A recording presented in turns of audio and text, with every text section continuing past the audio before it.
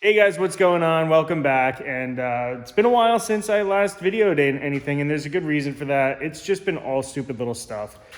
As you can tell, the MR2 is not here. I did bring that over to DP. The TCS Motorsports exhaust is getting put on. Hopefully that gets done today, and I can show you that pretty much the completed outside of the car for now anyway. There is something in the works right now I'm working on with a friend out in California. That's probably the last piece for this year on the MR2, and then we're really going to focus on just making that mechanically sound. But today's a good one. It's kind of weird that we're doing this. It's unnecessary, but there is good reason, so stay tuned.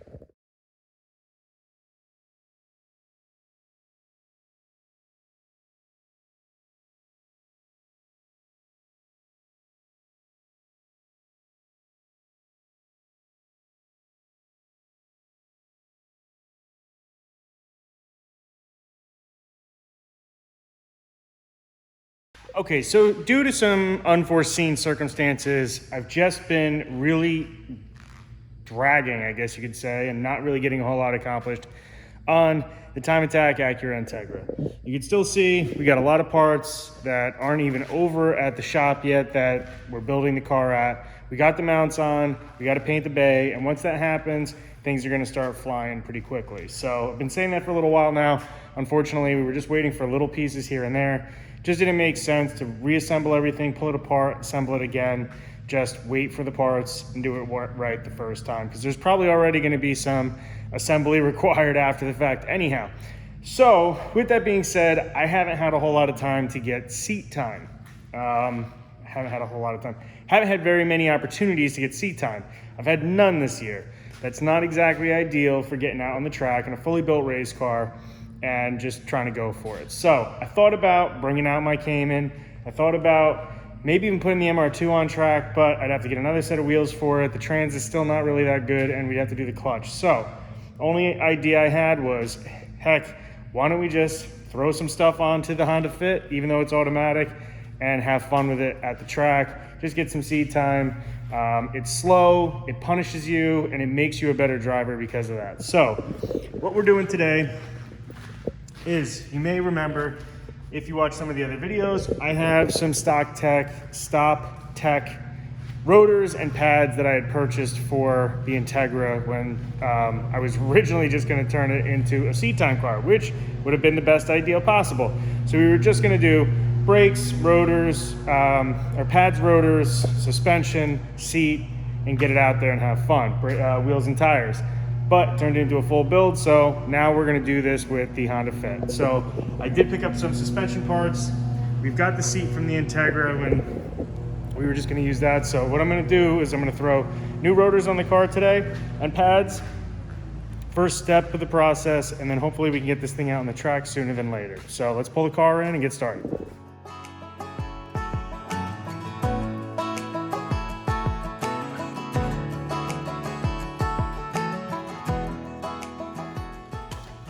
All right guys, so if you remember from the last video, well, maybe not the last video, but one of the Integra videos, I had purchased these. These are Stoptech slotted, cryo-treated rotors, and these are just a OEM replacement, just a slightly better OEM replacement, I guess you could say. Stronger. These do look, they look almost exactly the same as the factory. So it just so happens that the Integra rotors are the exact same as a Honda Fit. Who knew? So these were just sitting on the shelf. I figured, hey, why not throw some new brakes on it? These brakes are fine, these rotors seem fine, but why not put some better new stuff on if you're gonna go beat it up at the track? And it gives us an opportunity also to spray down some of these bolts.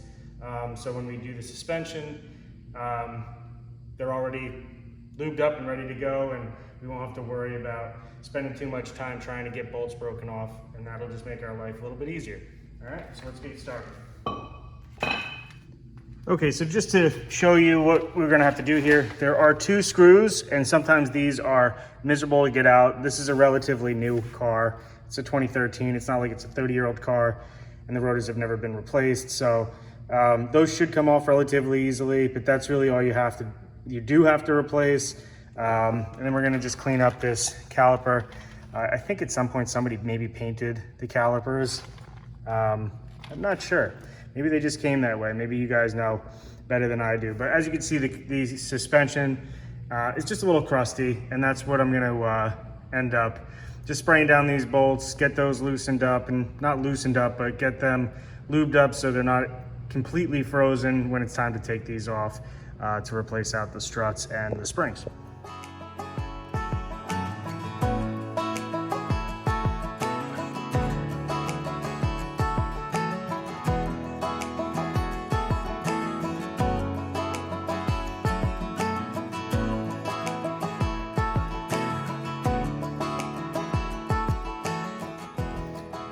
Well, we ran into a slight issue as usual.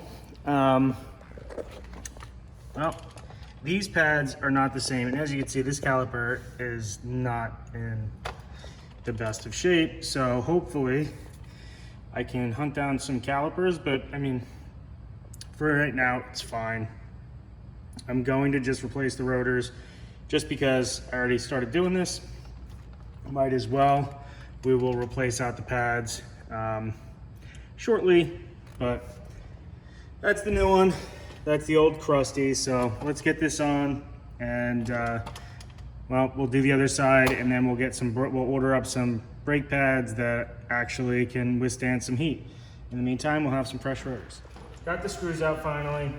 Unfortunately, we had two screws, rotor screws, one on either side, that just didn't want to come out.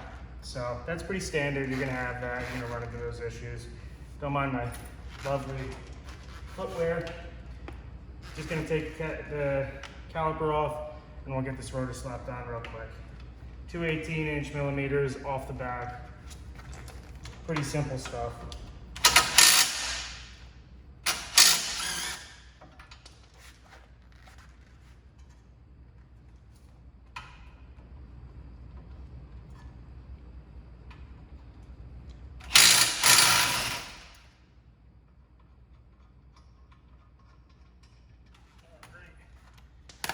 Bolts off. Now it should come off pretty easy. Straight on top.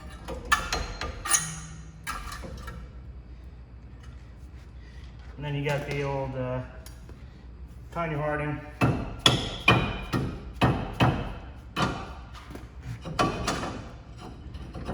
Right off.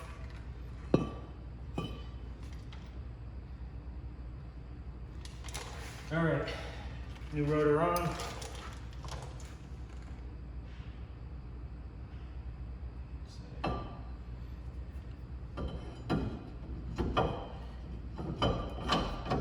Steps on, that's it.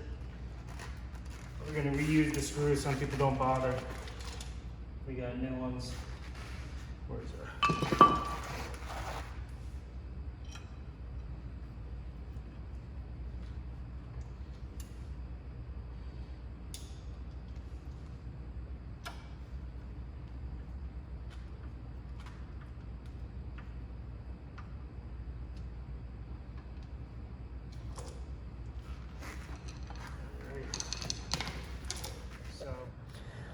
All right, guys, finishing up.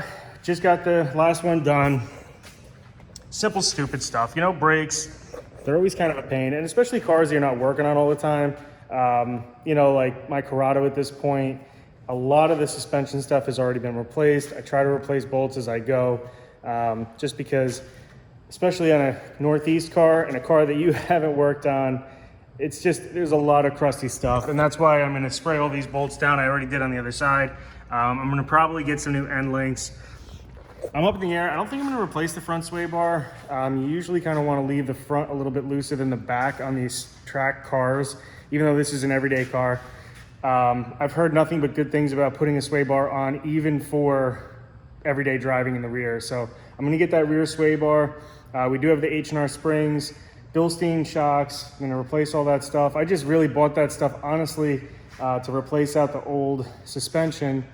Even though it's not that old, it's a 2013, but it does have 115,000 miles on it now. I had 108.